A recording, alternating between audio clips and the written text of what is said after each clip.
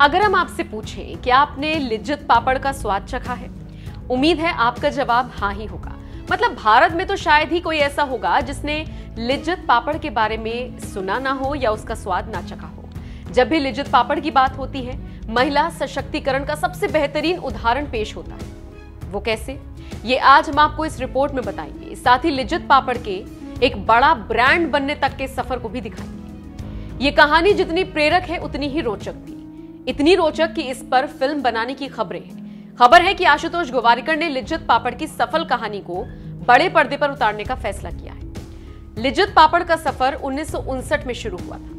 मुंबई की रहने वाली जसवंती बेन और उनकी 6 सहेलियों ने मिलकर पापड़ बनाने शुरू किए। इन 7 सहेलियों का मकसद पैसे कमाना या इंडस्ट्री में नाम कमाना नहीं था, बल्कि उनका मकसद कुछ पैसे कमाकर घर में हाथ बटाना था। ये महिलाएं तो ज्यादा पढ़ी लिखी भी नहीं थी, इसीलिए बाहर नौकरी नहीं कर सकती थी। घर में रहकर पापड़ बनाने का काम शुरू कर दिया। जसवंती के साथ साथ पार्वतीबेन रामदास ठोदानी, उजमबेन नरानदास कुंडलिया, बानूबेन तन्ना, लागूबेन अमृतलाल गुकानी, जयाबेन विठलानी पापड़ बनाने का काम शुरू करने की प्लानिंग कर चुकी थी।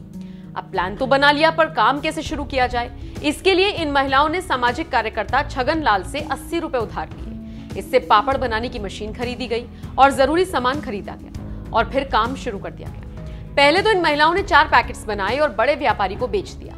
फिर व्यापारी ने पापड़ की मांग की, बस फिर क्या था, महिलाएं लग गई काम पर। दिन रात एक किया और फिर पापड़ की डिमांड दिन दोगुनी रात चौगुनी बढ़ती चली गई। सबसे बड़ी बात थी कि महिलाओं ने कभी भी स्वाद से समझौता नहीं किया। यही वजह है कि आज इतने साल बीत जाने के बाद भी लिज्जत पापड़ को उसके स्वाद की वजह से ही पसंद किया जाता है।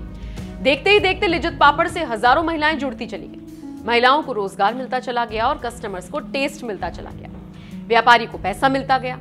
क्या आप जानते हैं 1962 में इस संस्था का नाम श्री महिला गृह उद्योग लिज्जत पापड़ रख दिया गया। इस संस्था ने कई अवार्ड्स अपने नाम किए।